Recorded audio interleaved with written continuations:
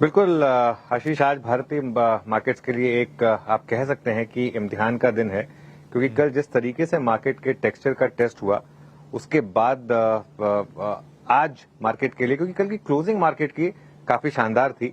और अगर आप कल देखें, कल निफ्टी बैंक निफ्टी दोनों की क्लोजिंग जबरदस्त तरीके से हमने डे हाई पर होती हुई देखी।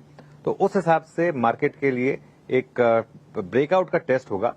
कल शानदार क्लोजिंग, जैसा मैंने कहा, निफ्टी 24,050 और बैंक निफ्टी 55,300। ये दो लेवल्स हमने मेंशन किए थे कि इन दो लेवल्स की जरूरत होगी मार्केट को, इन दो लेवल्स के ऊपर ट्रेड करने के लिए, और हम वहीं जाकर बंद हुए। तो अब वही लेवल्स दो सबसे इंपॉर्टेंट हैं इस ब्रेकआउट को सस्टेन करने के लिए। निफ्टी को 24,050 और बैंक निफ्टी को 55,300 के ऊपर ट्रेड करना बहुत जरूरी होगा।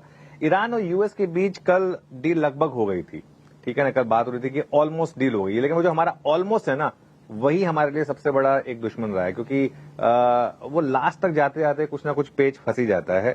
सुबह थोड़ी सी नेगेटिव खबरें आई हैं, थोड़ी देर में हम डिस्कस करेंगे जब आज के क्यूज पर आएंगे, लेकिन इन खबरों का अब तक ना तो डाउ फ्यूचर्स पर और ना ही क्रूड पर कोई बड़ा असर हुआ है।